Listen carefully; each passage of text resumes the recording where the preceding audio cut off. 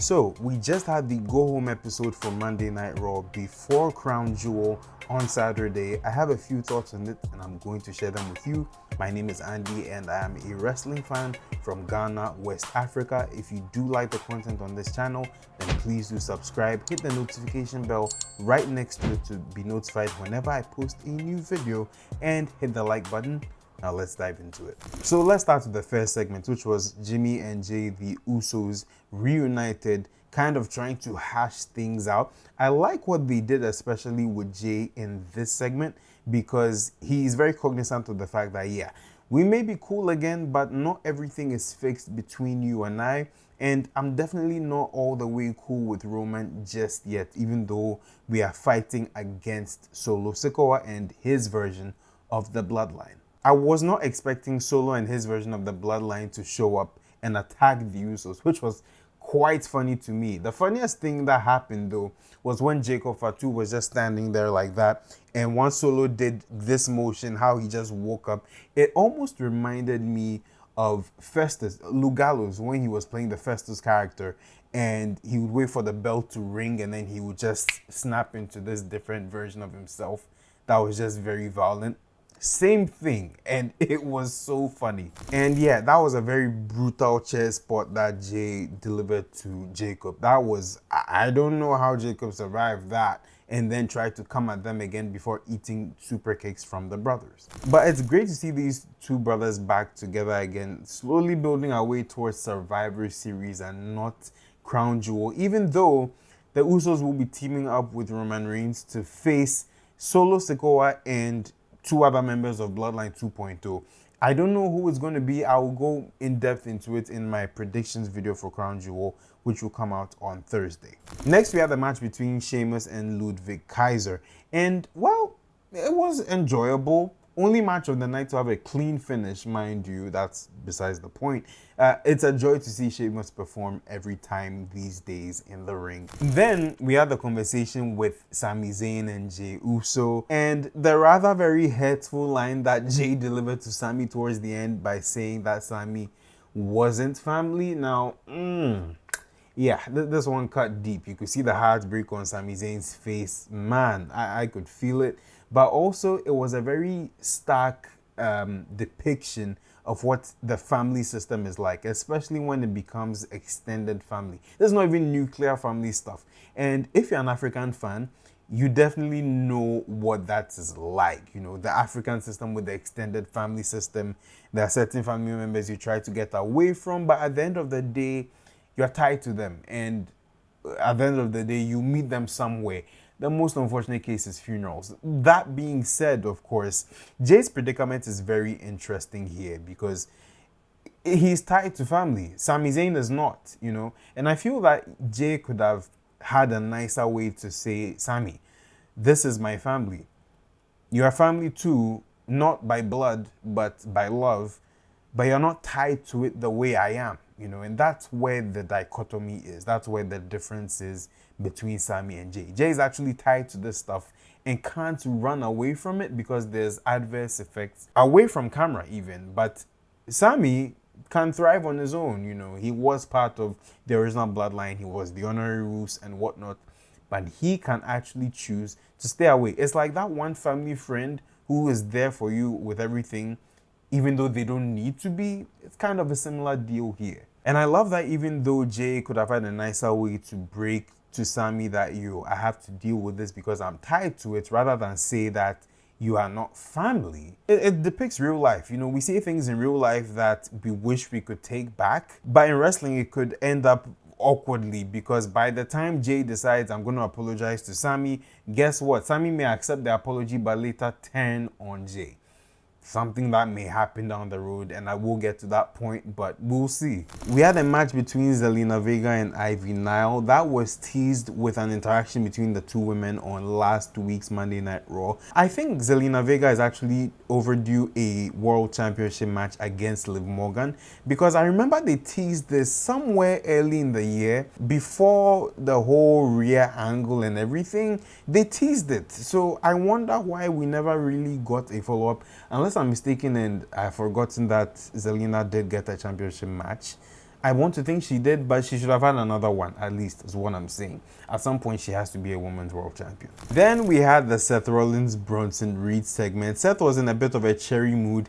Earlier, we had seen him in an old school style elevator, which I thought that was pretty cool. But Seth came into the ring to, I think, talk about his match with Bronson Reed at Crown Jewel, talking about the fact that he liked that Bronson Reed had awakened this side of himself, which had been fairly dormant for the last few years.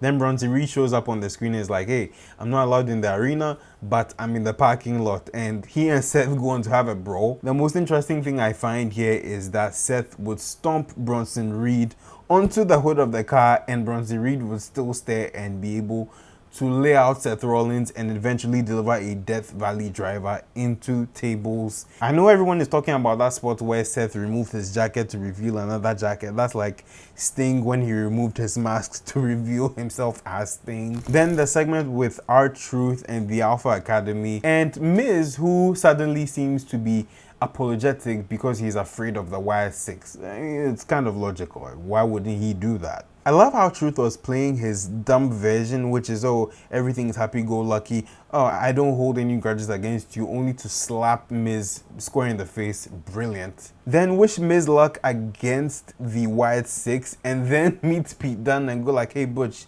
where is Pete? Then we had the triple threat match to determine the new #1 contenders for the World Tag Team Championships, the LWO, the New Day, and the War Raiders. And this was more of a converging point for so many of the stories that these teams have had individually. You had even more sus signs from Xavier Woods, and he and Kofi had a bit of a falling out, I think, which played out backstage, which I will talk about later. But then you also had the LWO get attacked by Chad Gable and the Alpha Academy. I believe Chad Gable got into the ring at one point or outside and was putting Rey Mysterio in an ankle lock. Eventually, it ended up with the War Raiders winning this match, and I guess we'll get a match with them in the Judgment Day at some point. In any case, I think the Judgment Day should drop the belt to them because they've really done nothing with this championship reign, if we are being objective. And then we had the segment with Jimmy and Jey spotting Sami Zayn talking to Solo Sikoa. That was quite shocking.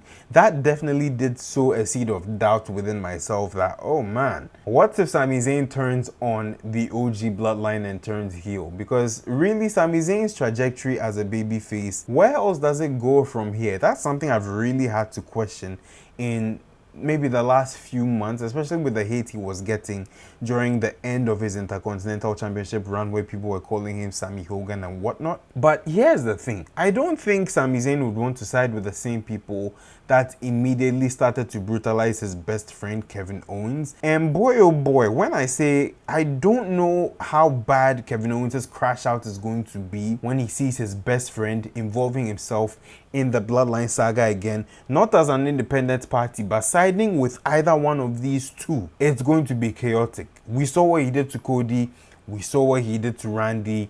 God knows what he's going to do to Sami Zayn.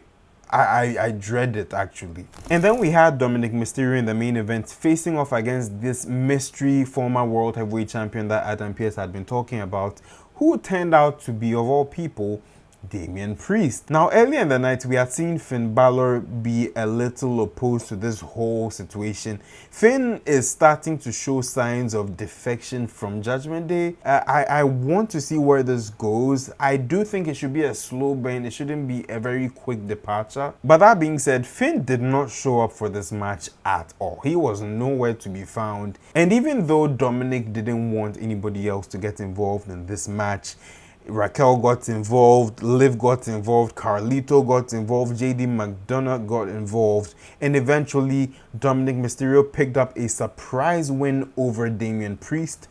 I guess he's in line for a World Championship opportunity or a brutalization session with Gunther, but it is what it is. I think this will further incense Finn because he has not won against Damian Priest, but Dom was able to do it. Interesting times ahead for the Judgment Day. Oh, and before I go, this happened after the show. It surfaced in a social media clip, but Kofi Kingston and Xavier Woods were having an argument in front of Mrs. Torbus. And you see Mrs. Torbus open as he's about to enter, and it's Mercy the Buzzard. And he grabs Miz into the tour bus. So, yeah, Miz is gone. And in another clip, Karrion Kross finds out about this happening from Scarlett, and he asks, how long ago did they take him?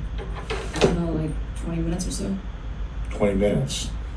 Yeah. Oh, by now he's definitely dead. Babe, it's not funny. It's funny a little bit. Karrion, never change, man. Never change. Anyway, I want to see where that story goes. I wonder how spooked Miz is gonna get. But thanks so much for watching this video. Let me know what you think in the comments below. Let me know what thoughts you had on this episode of Monday Night Raw. I will have my predictions video for Crown Jewel come out on Thursday, so be in the lookout for that. But once again, my name is Andy. Thanks so much for watching this video. Check out this video YouTube's recommending. I'll see you in another one. Take care. Peace.